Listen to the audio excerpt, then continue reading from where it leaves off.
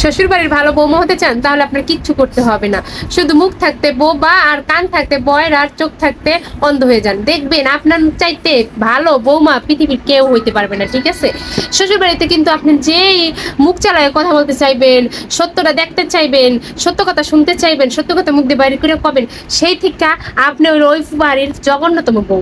কেন বলছি সেই কথা শুনেন।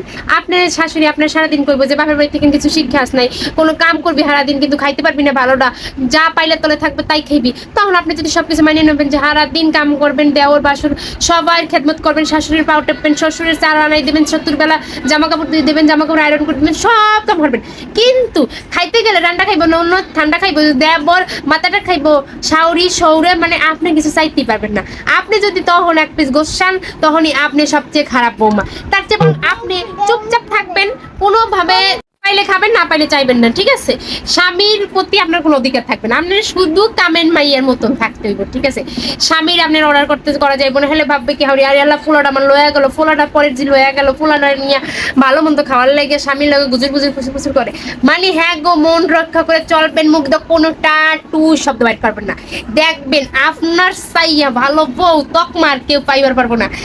আপনি আশেপাশের কোনো চাষি শাশুড়ির লগে কোনো কথা কইবেন না, তারাই আপনার নামে কুটনামি বদনামি ফলমানি যা মন চায় তাই করবে। ঠিক আছে, আপনার শাশুড়ির নামে এক ঝাপটা কথা কই দিবেন, আপনার শাশুড়ির লগে আপনার গিবত গাইবে, আপনার শাশুড়ি আপনার নামে গিবত গাইবে, কিন্তু আপনি ভাইরে ভাই শূন্যও না শুনে ভান করে থাকতে হবে, কান আছে তাও আপনি বয়রা। ঠিক আছে, শাশুড়ির মাইয়ের আপনি মাথায় করে রাখবেন, শাশুড়ির মাইয়া কি খাইবো, কি পছন্দ কি না পছন্দ সব সময় এটা খেয়াল করে চলতে হইব।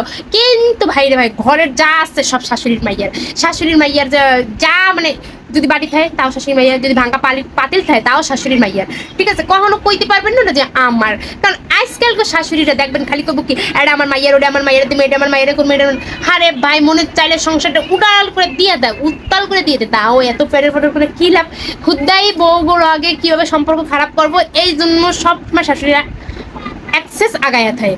তাইলে আমি কই একটা কথা বলে তখন দোষ হয়ে যাবেন। এত যখন সব মায়ের এই মাইয়ার মাইয়ার মাইয়ার মাইয়ারে দিতে হবে, কানেতে থাকলে মায়ের দিতে হবে, নাচতে থাকলে মায়ের দিতে হবে, জিনিসপাতি থাকলে মায়ের দিতে হবে, শোকেস পরা আলমারি শোকেস পরা কিছু থালবাটি থাকলে তাও মায়ের দিতে হবে।